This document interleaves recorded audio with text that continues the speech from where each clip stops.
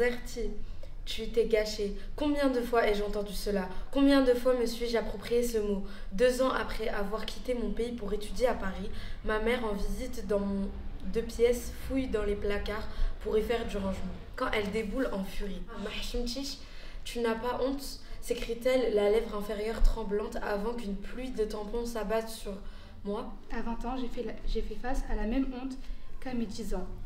Elle est inscrite dans mon corps et je ne peux rien y faire.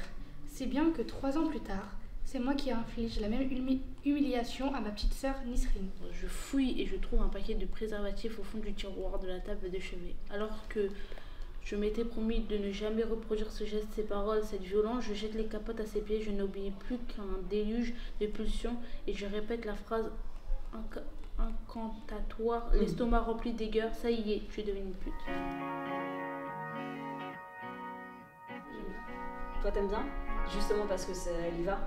Non, parce qu'elle n'utilise pas des mots pour cacher la vulgarité. Elle dit les mots crus comme elle les a entendus, alors que souvent les auteurs, quand par exemple leurs parents les insultent, ils essayent de camoufler ça avec d'autres mots pour faire plus gentil. Faire plus joli. Quand tu écris ton histoire, c'est mieux d'écrire les mots, ce que tu as subi, et vraiment avec les mots qui ont t'a dit. Elle redit mot pour mot ce que sa mère lui a dit. Genre, elle n'a pas dit c'est une prostituée, elle a directement dit pute. Ouais. Mais je reviens sur ce que tu as dit tout à l'heure, là, c'est le truc de. C'est plus par rapport au regard des gens. C'est ce qu'elle explique elle aussi, puisque du coup sa mère, la première réaction c'était qu'est-ce que les gens vont dire, etc. C'est le truc. Ouais, moi je suis d'accord avec souvent les mères, c'est ce qu'elles disent, c'est qu'est-ce que les gens vont dire. Quoi. Justement, il y a l'inverse justement de la hchouma, c'est l'aïn. Ah, c'est l'œil. Oui. Ouais. C'est quand, par exemple, on va entre guillemets réussir dans la vie sous plein de formes, de formes professionnelles, ou alors, je sais pas, enfin voilà, et quand on réussit, justement, on dit non, faut pas que tu le dises, et justement, elle l'aborder très rapidement. Moi je trouve que c'est plus trop d'actualité comme avant en tout cas. Non, ça doit dépendre des familles. Ouais, ça dépend des familles, en tout cas moi je trouve que c'était plus ça. Et on voit aussi que du coup les coutumes et les valeurs que les familles instaurent, c'est peu importe ton statut social, pauvre, riche. Ça c'était important de le dire aussi. Ouais. Parce que du coup elle dit qu'elle fait partie d'une famille aisée. Oui. On voit que aisé ou pauvre, c'est la même chose en fait.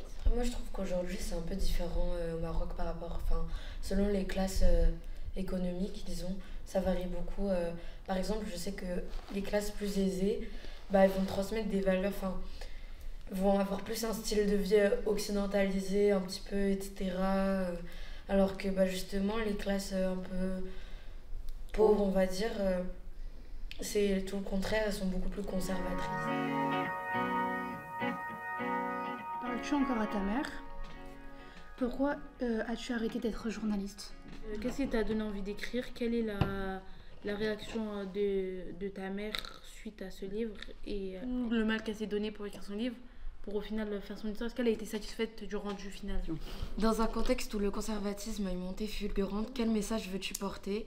Comment ton livre est-il perçu au Maroc? Et en tant que journaliste au sein de Libération et marocaine, comment as-tu vécu le contraste entre un monde ouvert d'esprit, je l'ai mis entre guillemets, et un monde un peu plus conservateur? Est-ce une volonté d'aborder des sujets sensibles comme la sexualité ou les tabous familiaux? Quel est le but derrière tout ça? Vous n'avez pas peur de rentrer dans des préjugés sans le vouloir? Et avez-vous des projets d'écriture en cours? Moi, tu me filmes plus des dossiers. Pas des dossiers, ce sera pour les plans de coupe dans le montage.